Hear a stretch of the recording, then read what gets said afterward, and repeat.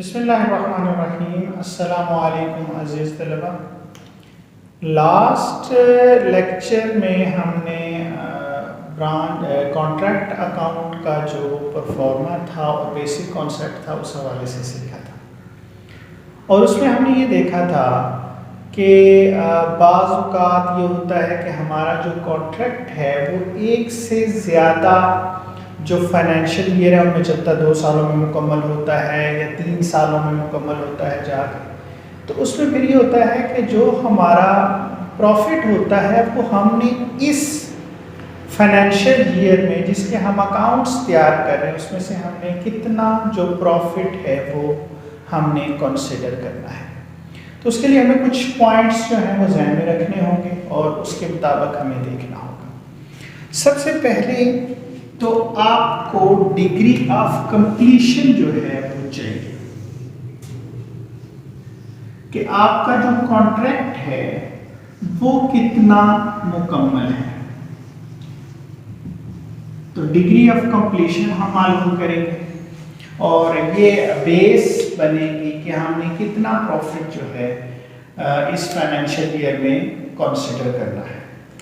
इसके लिए आपका फार्मूला होगा जो आपका वर्क सर्टिफाइड है, जितना काम आपने किया और उसे आर्किटेक्ट ने सर्टिफिकेट दे दिया, पास कर दिया, वर्क सर्टिफाइड है, उसे आपने डिवाइड करना है कॉन्ट्रैक्ट प्राइस से कि जो काम टोटल कॉन्ट्रैक्ट था वो कितने का मल्टीप्लाई बाय 100 है। तो ये आपको मालूम हो जाएगा कि आपका काम कितने फीसद जो है वो मुकम्मल है और इसकी बेस पर फिर आप प्रॉफिट कंसीडर करें। अब प्रॉफिट को हम 2 हिस्सों में डिवाइड करते हैं। एक हिस्सा जो है वो हमारा रिजर्व का होता है कि हम कितना रिजर्व लेंगे, ये कॉन्टीजेंसी रिजर्व भी कहलाता है।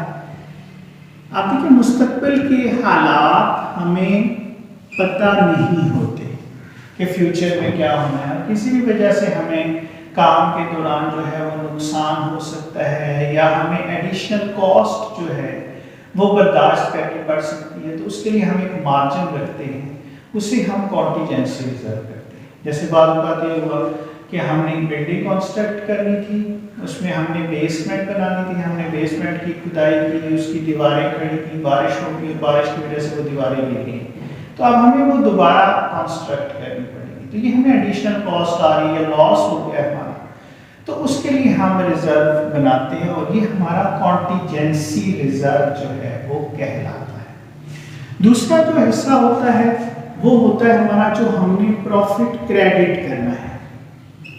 ये हमारा क्रेडिटेबल प्रॉफिट है कि कितना मुनाफा जो है वो हम कंसीडर करेंगे जो इस साल के लिए होगा।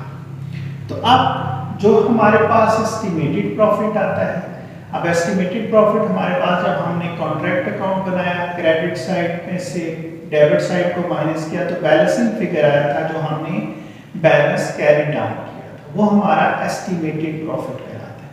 तो उस एस्टिमेटेड प्रॉफिट में से हमने 2 हिस्से करने हैं। एक हिस्सा हमारा जो क्रेडिटेबल प्रॉफिट हो जाएगा और दूसरा जो है वो हमारा कॉन्टीजेंसी रिजर्व बन जाएगा जो बैलेंस कैरी फॉरवर्ड हो जाएगा और ये हमारे पास मौजूद रहेगा जब तक कॉन्ट्रैक्ट मुकम्मल नहीं हो जाता। अब इस पे बेस किस चीज पे होगी? बेस आपकी होगी डिग्री ऑफ कंप्लीशन कि आपका काम कितने फीसद जो है वो मुकम्मल है। अब इसमें देखिए पहला तो ये है कि आपका जो काम है वो बिलो 25% है। आपका जो काम है वो 25% से कम मुकम्मल है।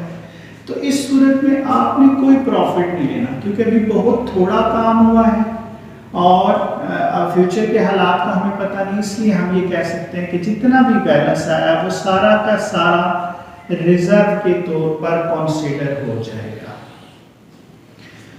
दूसरी सिचुएशन हमारी बनती है कि 25% एंड अबव 25% हो जाता है या 25% से ज्यादा है, अप टू 50% 50% तक अब इस सूरत में आप अपने मुनाफे को 3 हिस्सों में तकसीम करेंगे और उसका एक हिस्सा जो है वो हमारा क्रेडिटेबल प्रॉफिट हो जाएगा और बाकी जो 2/3 है वो रिजर्व हमारा कंसीडर हो जाएगा। तीसरी सिचुएशन हमारी बन जाती है 50% से अबव हो जाता है, अबव 50%, और इसको हम मेंशन करते हैं अप टू 90%, 90% तक जो है वो काम अगर अब सूरत हाल चेंज हो जाएगी। आप 2/3 आप प्रॉफिट कंसीडर करेंगे और जो 1/3 है आपका वो आपका रिजर्व बन जाएगा। और लास्ट सिचुएशन हमारी होती है अबव 90%। इसके लिए हम वर्ड यूज करते हैं नियर टू कंप्लीशन। अब हमारा जो कॉन्ट्रैक्ट है वो मुकम्मल होने वाला है। अब इस सूरत में हमने सारे का सारा जो है वो प्रॉफिट कंसीडर करना है। अब क्योंकि हमारा कॉन्ट्रैक्ट मुकम्मल होने वाला है लिहाजा हमें नो रिजर्व, कोई रिजर्व जो है वो अब ज़रूरत नहीं है। तो ये सूरत हाल है। इस टेबल की मदद से हम ये डिसाइड करते हैं कि जो हमारा एस्टिमेटेड प्रॉफिट आया है उसमें से हमने कितना जो प्रॉफिट है वो कंसीडर करना है। तो प्रॉफिट कैलकुलेट करने का जो फार्मूला है उसको सीखने से पहले अगर आपने चैनल को सब्सक्राइब नहीं किया तो चैनल को सब्सक्राइब कर दें, बेल आइकन को प्रेस कर दें ताकि नए आने वाले वीडियोस के नोटिफिकेशन आपको मिलते रहें। इसके बाद हम प्रॉफिट क्रेडिटेड मालूम करते हैं। प्रॉफिट जो हमने क्रेडिट करना है इस साल जो कंसीडर करना है इसको हम प्रॉफिट क्रेडिटेड का नाम देते हैं। तो इसका फॉर्मूला हमारा बन जाता है जो हमारा एस्टिमेटेड प्रॉफिट है, ये मैं आपको पहले भी बता चुका हूँ। बेसिकली ये बैलेंस है जो हमने कॉन्ट्रैक्ट अकाउंट तैयार किया है उसका। एस्टिमेटेड प्रॉफिट को आपने मल्टीप्लाई करना है जो प्रॉफिट रेशो है। यहाँ पर आपने प्रॉफिट रेशो लेनी है, ये आपकी प्रॉफिट रेशो है। आप 1/3 देंगे या 2/3 देंगे या इसको आप 100% देंगे, जो भी है आप अपनी डिग्री ऑफ कंप्लीशन के हिसाब से डिसाइड करेंगे कि आपने कितना देना है।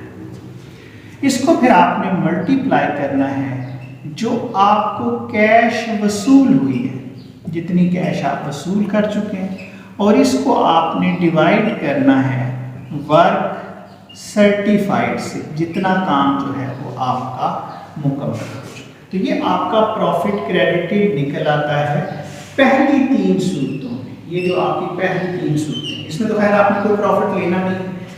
अगर आपका काम 50% से कम मुकम्मल है तो उस सूरत में आपने 1/3 यहाँ पर प्रॉफिट रेशो लेनी है, और अगर आपका काम 90% तक है, 50% से ज़्यादा है, तो आपने यहाँ पर प्रॉफिट रेशो जो है वो 2/3 जो है वो कंसीडर करनी है। अब अगर आपका प्रॉफिट जो है वो जो कॉन्ट्रैक्ट है वो 90% से ज़्यादा मुकम्मल है, जिसको हम नियर टू कंप्लीशन कहते हैं, तो इस सिचुएशन में आपका जो प्रॉफिट का फार्मूला है वो चेंज हो जाएगा। अब आपने क्या करना है, जो आपका एस्टिमेटेड प्रॉफिट है, एस्टिमेटेड प्रॉफिट है, इसे आपने मल्टीप्लाई करना है। अब क्योंकि यहाँ 100% ले रहे हैं और प्रॉफिट, तो प्रॉफिट रेशो निकल गई।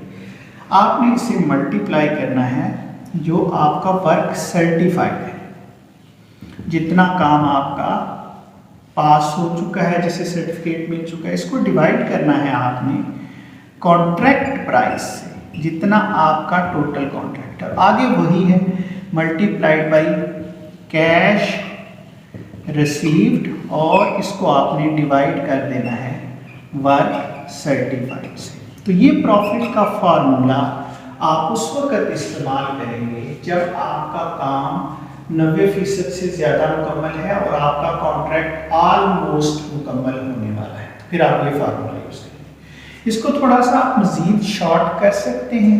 उसमें आप ये देखें कि ये जो वर्क सर्टिफाइड एक दफ़ा मल्टीप्लाई कर रहा है, एक दफ़ा डिवाइड कर रहा है, तो इसको अगर आप निकाल भी दें तो आप डायरेक्ट कैलकुलेशन कर सकते हैं। जो आपका एस्टिमेटेड प्रॉफिट है उसको आपने मल्टीप्लाई करना है किससे, कैश रिसीव्ड से, और इसको आपने डिवाइड करना है कॉन्ट्रैक्ट प्राइस से। तो ये हमारा जो प्रॉफिट जो हम इस फाइनेंशियल ईयर में कंसीडर करेंगे वो हमारा कैलकुलेट हो जाएगा। तो उम्मीद है कि आपको कॉन्ट्रैक्ट से जो एस्टिमेटेड प्रॉफिट आया है उसमें से जो प्रॉफिट आपने इस साल फाइनेंशियल ईयर में कंसीडर करना है वो कैलकुलेट करने का तरीका जो है वो समझ में आ गया।